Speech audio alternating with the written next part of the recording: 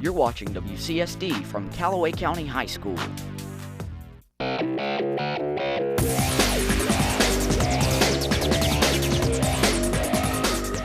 Welcome back, Lakers. Getting closer and closer to the end. And speaking of the end, some of the seniors in mentoring got their first taste of what a real job interview can feel like. On Tuesday, seniors in Miss Wilson's career readiness class got to dress up and take part in mock interviews. As you might have guessed, career readiness is a course designed to help seniors prepare for future employment. Seniors were grouped in the media center with professionals who are employed in their desired field. The students were then graded on how well they did in those interviews. The student art work was on display for the public yesterday as the CCHS National Art Honor Society held an open house in the art room. Visitors were treated to refreshments and a wide array of artistic products, everything from beautiful paintings, drawings, and photographs to multimedia work, and a special video installation. The works were created by several different students from throughout the year. Graduation is just over 2 weeks away here at CCHS, and with it comes project graduation. It's an all-night party that is meant to be a safe alternative to anything else seniors might do after graduation. Plus, they get money just for walking in the door. Zach Lava went to get some more info about this grand event.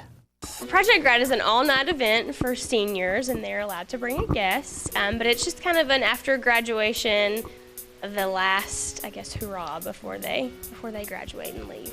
They can win lots of prizes and lots of money.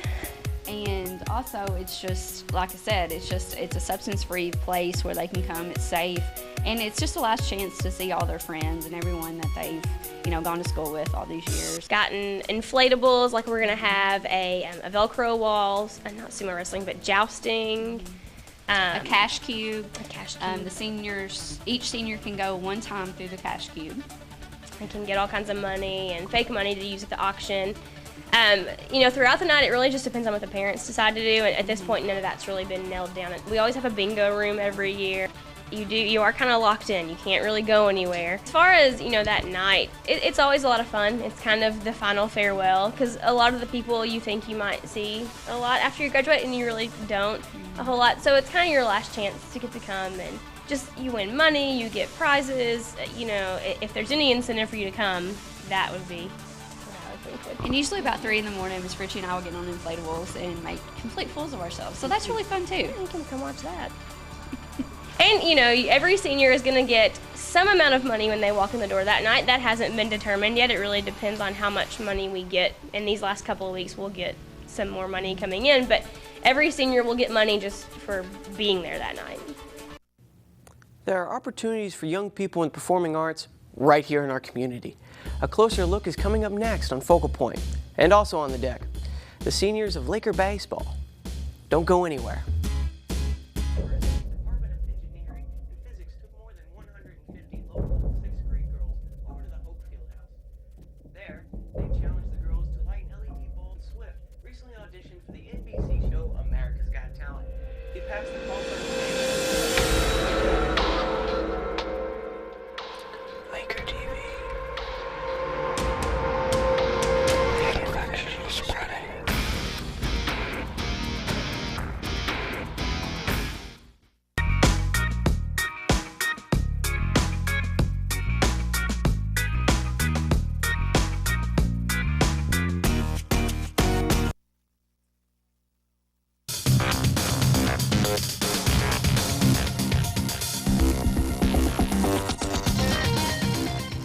If you are an aspiring actor, where do you go to hone your craft?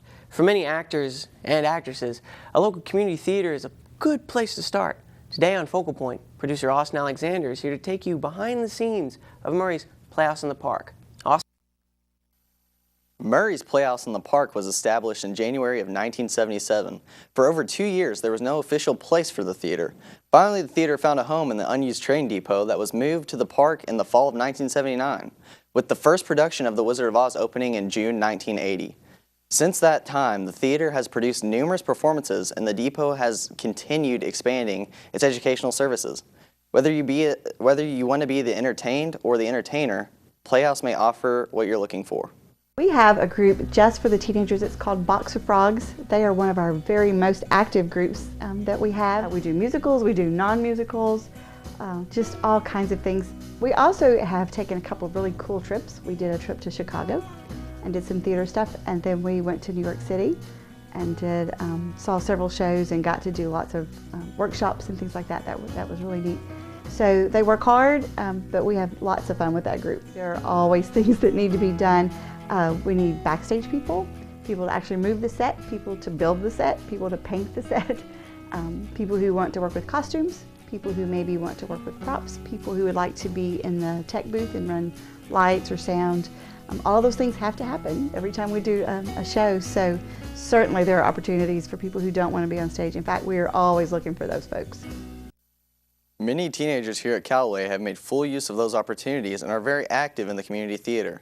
We asked some Callaway students and graduates about their involvement at Playhouse.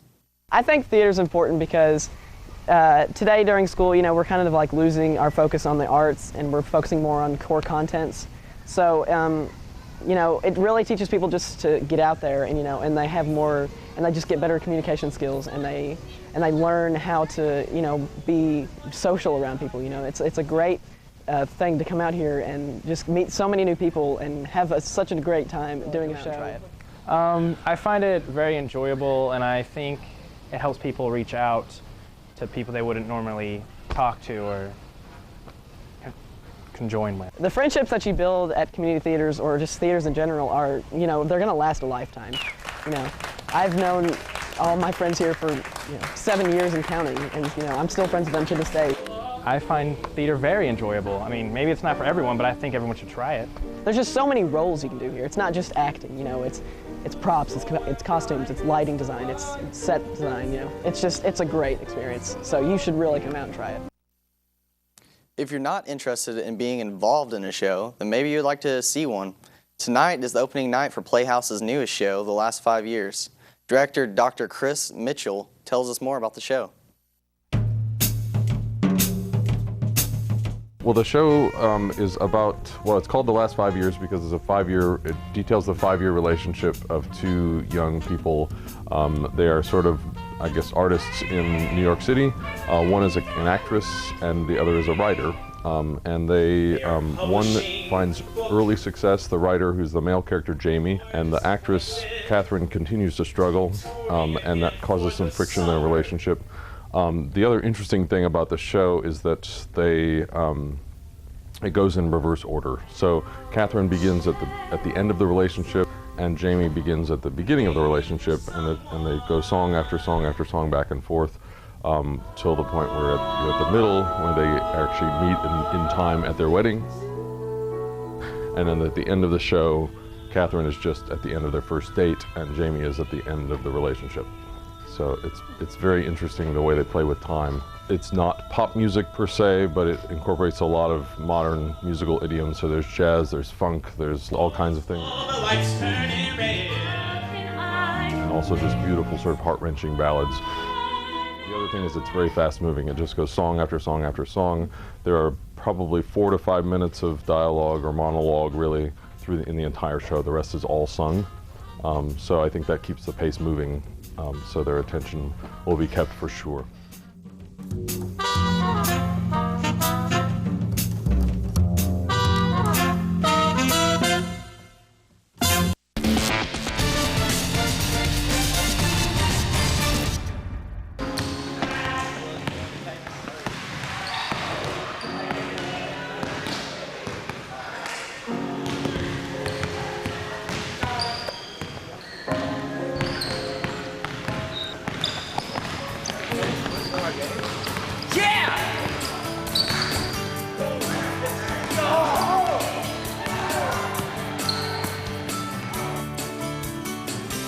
Include others. Pass it on.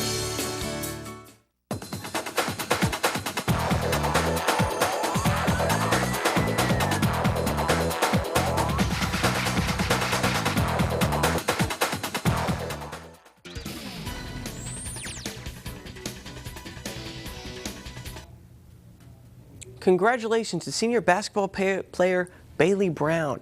Earlier today, Bailey signed a letter of intent to continue her basketball career this fall at Asbury College, located near Lexington, Kentucky. Meanwhile, baseball and softball season has been well underway for the past few weeks, and today on Laker TV, reporter Kaylee Anderson heads to the Diamond for a look at two guys who are leading by example. Prepare for a game as a senior. I try to get my teammates mentally focused to play. My grandfather inspired me because as a kid, I wasn't really that into it and I wasn't very good. And he just kept pushing me to do it because he knew that I had potential. Dane Satterwhite is wrapping up his final season as a CCHS baseball player. And like his teammate, Caleb Brannon, he's been playing baseball for almost his entire life. Ever since I was little, we would always either watch baseball, talk baseball, or go out in the front yard and throw the baseball around. Baseball coach Zach Hobbs describes Caleb as a good anchor to the defense and an outstanding leader. He's the only guy that can see every position. He's a great leader for us, does a good job communicating with the rest of the players. Run! Straight through! Coach Hobbs admires Dane's unique leadership skills. Dane's a very quiet leader. Dane comes out, works hard, and just does his job every day and expects people to follow suit. He's not a vocal leader, but every day he comes to the park, he brings his best, and he's there mentally and physically every day. Coach Hobbs hopes that the team will be able to tie together their strengths and continue on past preseason. There's no doubt the internet and digital technology has made access to information much easier. However, not everyone in the world is connected. That's something the folks at Google are hoping to change by launching drones into the atmosphere. Here's reporter Blake Bowden with the story. The internet is a wonderful tool. I use it constantly, and most people I know use it every day. Yet, around 2/3 of the world's population live without the internet. So how will they get it? Balloons and Titans. Wrong Titan, wrong Titan!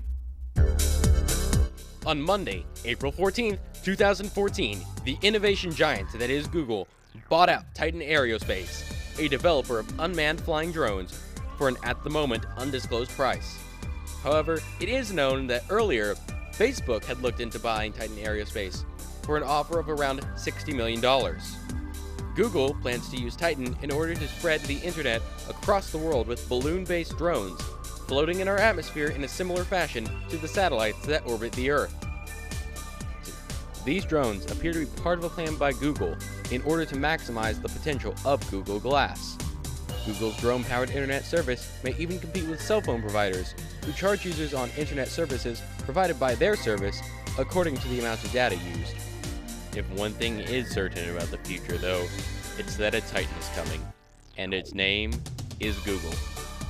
For Laker TV, I'm Blake Bowden.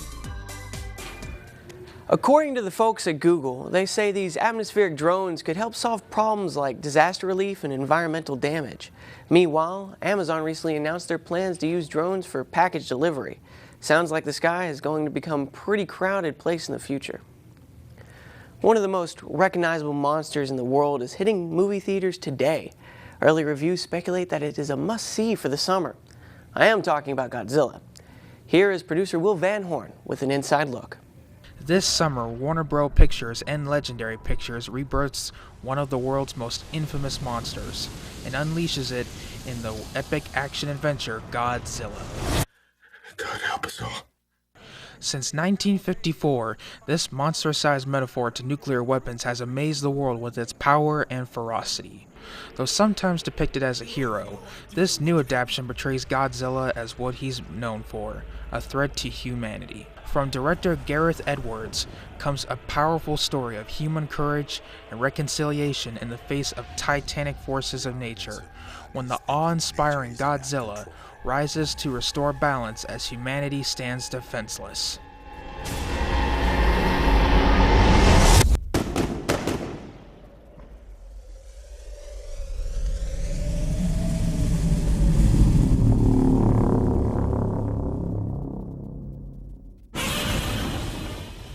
Godzilla is currently in theaters.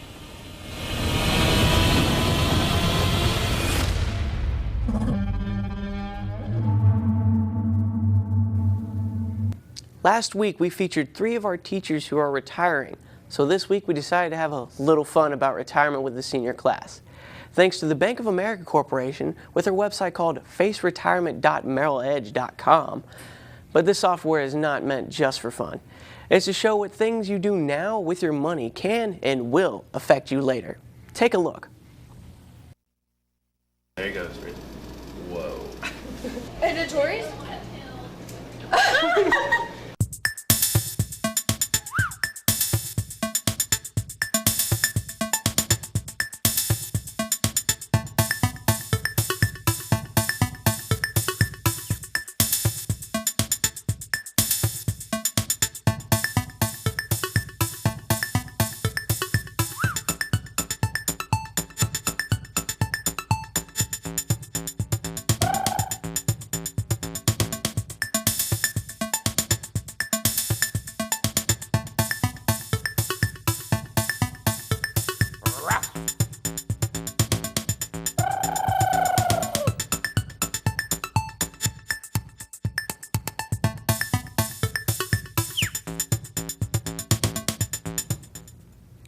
Although we had fun, Merrill Edge advises you to start saving for your retirement right now, telling you that less than 20% of Americans save at least $10,000 for retirement. In fact, it's reported that 1/3 of current American workers have less than $1,000 in retirement savings and investments. They suggest you start saving now and save somewhere between 10 to 20% of your yearly gross income. When retirement comes, you'll still look old, but at least you'll have some money. That's it. Only one more show, and well, Fridays won't be as fun without us anymore. See you for the season finale next week.